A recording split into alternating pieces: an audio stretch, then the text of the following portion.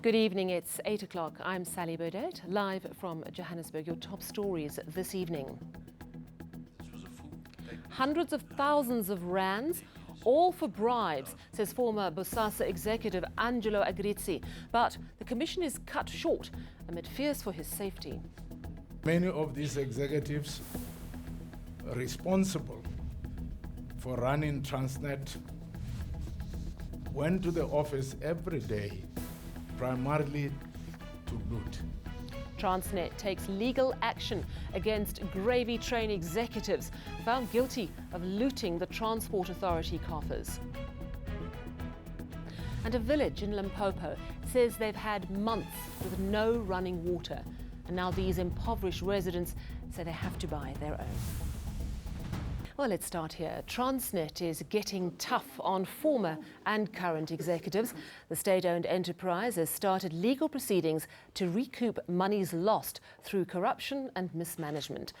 Transnet chairman Popo Molefe says corruption at the rail and port company looks like, quote, a horror movie. John Bailey reports. Professional thieves. That's how Transnet chairman Popo Molefe describes some former and current executives at the port and rail operator. Various managers have been removed or suspended by the company, while others have resigned. The cleanup was announced by President Cyril Ramaphosa early last year. Many of these executives responsible for running Transnet went to the office every day, primarily to loot, to take money out of the organization. But I must hasten to say that there were many more who knew nothing about what was happening. Summons have been issued to former top executives implicated in financial mismanagement with a view to recovering some of the wasted money. They include ex-CEO Siyabonga Gama, former CEO Brian Molefe, ex-Chief Financial Officer Anosh Singh, former Chief Financial Officer Gary Pitter, and others. Civil action, is it proceeding to recover the money? What is the amount involved? So far, we calculated about 1.3 billion rand. Transnet's also reviewing the controversial contracts for 1,064 locomotives. The company says it doesn't need all the trains. Meanwhile, the appointment of a permanent chief executive at the SOE will be delayed as the board focuses on stabilizing operations. John Bailey, Johannesburg. Well, yesterday, the DA launched a dramatic publicity campaign. Today, a group of people claiming to be relatives of the Life Esidimeni victims ripped apart one of the massive billboards. Two men were filmed cutting through and ripping the billboard in Braamfontein, Johannesburg. The DA has described the act as criminal, blaming the ANC.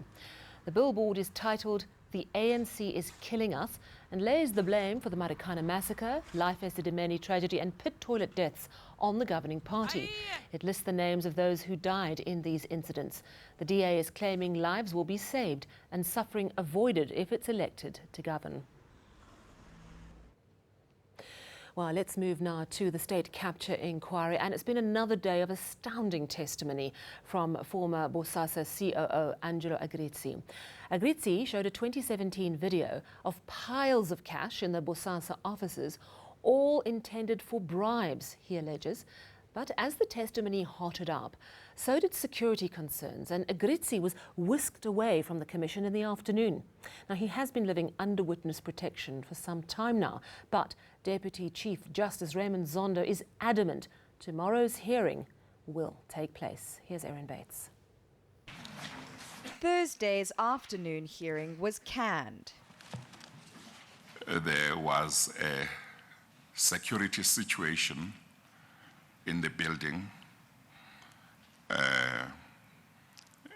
connected with the hearing that needed to be looked into. It follows a startling allegation. Witness Angelo Agrizzi was concerned that the special operations manager for his old company pitched up unexpectedly on Wednesday. When I went for the lunch break, he was standing outside with a group of policemen They were in uniform, he was not. Oh, I then asked to verify, because I did not just Yes. want to make an allegation. yes. He was most definitely here. Yes. And to me, it's concerning that they Yes. report to me as well that he didn't go through the normal accreditation and he slipped Yes. in on his old police ID card. Agrizzi paints a grim picture of Bosasa. Mr. Watson was sitting with a gentleman by the name of Killer Timba. And the guy opened up a bag and showed me a big, I don't know what kind of, I don't own a gun, I've never used a gun, so I wouldn't know. Could you play the video, please? He submitted a video from 2017. In it, CEO Gavin Watson, CFO Andries van Tonder, Chairman Joe Gumede, and spokesperson Papa Leshabane. Agrizzi says it shows them with laundered money intended for kickbacks. And I'll tell you how much more or less it would be. 50, that's 100,000 rand. Tell us how you can tell. Chair, because I Or you used did a lot of these. it was part of my job. He claims Bosasa paid bribes to people on the outside and hush money to staff. What is the order of chicken for today? They would call the cash bread that had to go into the oven. The CEO is said to have called it monopoly money. It's just monopoly money, so we can get the monopoly. And the other phrase was monopoly money because it's just playing money. You're playing with people. Watson's seen counting stacks of cash most South Africans will never see in a lifetime. 5, 6, 7, 9, 10, brother. 1 million exactly. Okay. And Agrizzi can tally the value in a flash. That is 900,000. Okay, thank you. What motivated the taking of this video? The one thing that you must bear in mind is that Gavin Watson would never sign anything. He would tell you, I've never signed anything. You can't pin anything on me. And he would then sell you up. And that is what motivated the video. He is yet to mention real political heavyweights. And despite the security situation, Zondo's insistent he and Agrizzi will return on Friday. Aaron Bates, Johannesburg. Riveting stuff. Thousands of Cape Town pupils are still waiting to be placed in schools. In Mpuleni, many are being temporarily kept at a clinic and community hall. Parents say at least 2 more schools are needed in the area. The Western Cape Education Department is asking the city of Cape Town to release land to build new primary school there. In Khayelitsha, hundreds of primary school pupils have nowhere to go. Some parents have been asked to return again next week to check whether space can be made for their children. Meanwhile, Gauteng parents have until noon tomorrow to accept school placements for their children or forfeit them. Over 37,000 late applications have been received for this year. All children who've applied late in Gauteng have provisionally been placed in schools. The Gauteng Education Department is confident all pupils will have a space by the end of this month. Still ahead on eNews, dozens of people are still missing after Tuesday's deadly attack in Nairobi. And of course, business news with Rafiwa. Absolutely, Sally. So the rand slumped above that 13.80 mark against the US dollar after the SARB kept interest rates unchanged. So we'll find out why it showed such a negative reaction after those particular details.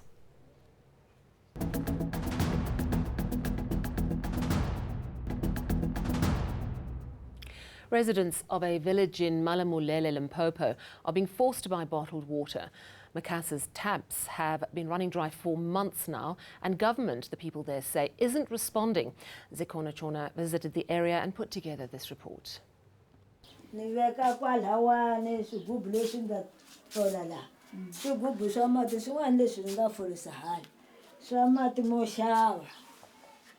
Good day, Nyami Sankuna is spending at least 20 rand on water. That's for 5 25-litre bottles. But most days the situation is dire. loko u xava swimbirhi hi siku swi va swi hela ku na swihlangi sweswiya swi lava ku hlamba. These taps are found on corners throughout the village, but they're empty. They've been dry since October last year. Residents are now relying on people with cars to sell them water at 4 rand per bottle. Community members say this struggle is a norm. They're claiming the last time they had decent running water was shortly after democracy. Mati a tivi ku hi magini rini. Lembe ka va Mandela. Nkuna is feeling helpless and believes government doesn't care. Hi ta ku yini ko ku hlupheka swa vava. Swa vava ko ku hlupheka hi swi tina ku hi ta endla yini. The sentiment is being shared by many here. Tiphayiphi leti mi ti vonaka kumbe leti hi nga mi komba tona ta mfumo wa khale lowa wa national. Hi ndlela yin'wanyana nga ku mfumo wa Gazankulu a ka ha ri na nikisanani mfumo wa Gazankulu. In times like these, the community would use this dam, which they share with animals. But it hasn't rained for some time, so the only option is to pay up. Na hi December swi va swi ka swi fana. Loko hi ku mfumo wa hi tisela nyana, wu ngo pfana ka nkarhi wun'wanyana wu tisa mati malamaya ma swifundza. Mara swa tika ku ri mata na hi December swi va swi ri hi ndlela yaleyi. Hi va hi ka hi hlupheka hi mati. The Vembe District Municipality says the matter is, quote, getting the necessary attention. But for now, residents of Makasa will have to continue digging deep into their pockets for a basic service. Zikona Chona, Malamulele in Limpopo. Well, that's the stark reality in some parts of the country, quite sad. But you've got business news, Rafua. And some bit of good news. And it's some good news. Tell us more. Absolutely. So the South African Reserve Bank delivered its monetary policy decision this afternoon and has decided to keep rates unchanged at 6.75%. And I say it's good news because if you have a bond or a car or any other long-term loan, you are not going to be paying any more interest rate hikes as was anticipated in November when the SARB increased. So when they did in November, they said something. So it was widely expected, I must add. But what was a surprise was the fact that in November they had anticipated another 4 increases, including the one we saw in November.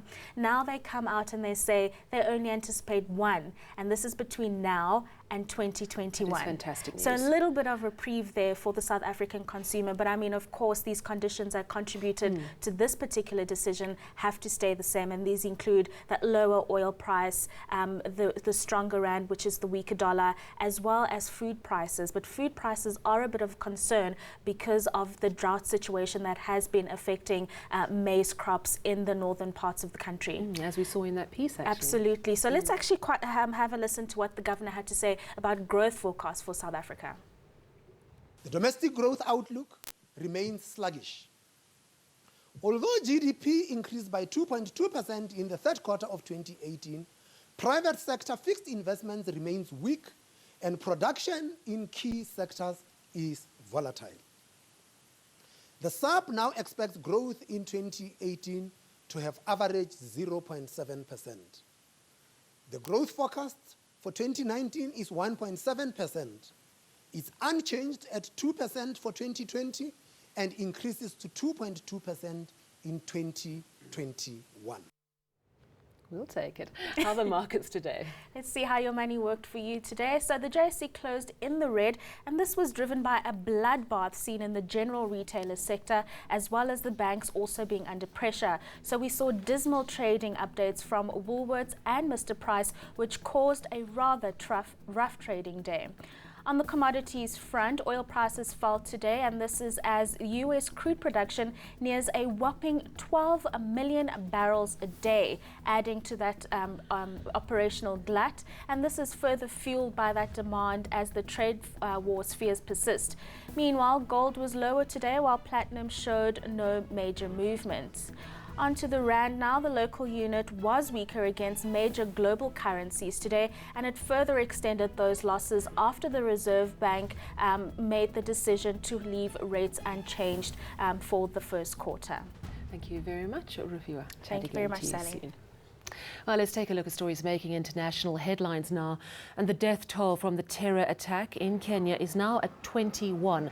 But there are concerns that more bodies will be discovered as police comb through the building. Dozens of people remain unaccounted for. The attack took place at an upscale hotel and office park in Nairobi on Tuesday. Militant group Al-Shabaab says US President Donald Trump's decision to recognize Jerusalem as Israel's capital was the motive for the attack. US National Security Council says the attack explains why they remain resolved in their fight against terrorism. Still ahead, we'll go to our weather centre in Cape Town, and there's Candace standing by. Hi there, Candace. And then, it's not every day that you see dogs and cats going to church.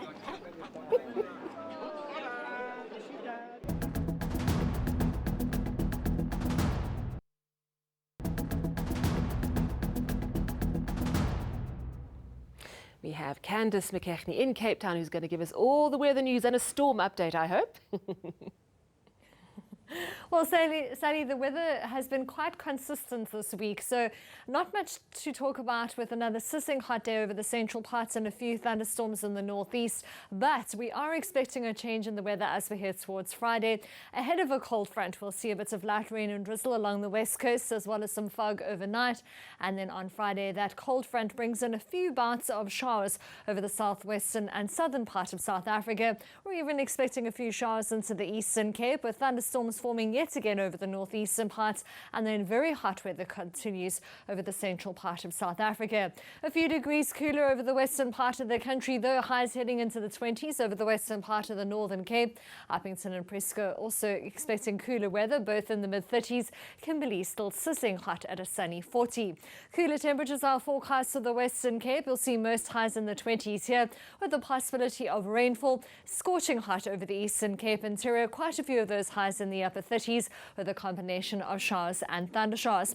In KwaZulu-Natal, we're also expecting sweltering hot weather, 37 for Pietermaritzburg. A very slight chance of showers much later on in the day. Mpumalanga can expect thundershowers in the Highveld, with a warm afternoon, hot and dry for the Lowveld, and that also extends through to the eastern and northern part of Limpopo. But with thundershowers for the rest of the province, 31 for Polokwane. A few thundershowers remain over the far eastern part of northwest, with another sizzling hot afternoon in store. Vryburg and Bloemhof both at 39 degrees. You'll also see scorching hot temperatures for Bloemfontein and Welkom at 38 degrees. 35 for Bethlehem with a partly cloudy and dry day. It's a hot end to the work week for Gauteng. Pretoria 35 degrees, 33 for Vereniging, with up to a 40% chance of thundershowers here. Now, as we head towards the weekend, you'll still see hot weather and thunderstorms in the northeast, with cloudy, wet and cooler weather for KwaZulu-Natal. A bit of rain remains along the southern and southeastern coastline, and on Sunday we're still expecting a bit of rain for KZN, with cooler temperatures for Gauteng and a sunny and hot day in the west. That's all from the Weather Centre. Enjoy the rest of your night. Thank you. You as well, Candace McKechnie in Cape Town. And finally, now of course you love your pet, but how dedicated are you really? Some owners make an annual pilgrimage to have their furry friends blessed. The Feast of St. Anthony, Spain's patron saint of animals, is being celebrated today. Pet owners and their four-legged friends have queued outside churches around the country waiting to be blessed. It's believed the blessing is for long life and good health, and hopefully good walks as well. Let's recap your top stories this evening. Hundreds of thousands of rands, all for bribes, says former Bosasa executive Angelo Agrizzi. Transnet takes legal action against gravy train executives found guilty of looting. And a village in Limpopo says they've had months with no running water and they now have to buy their own. And that's your news from me and the team. Take care. Good night.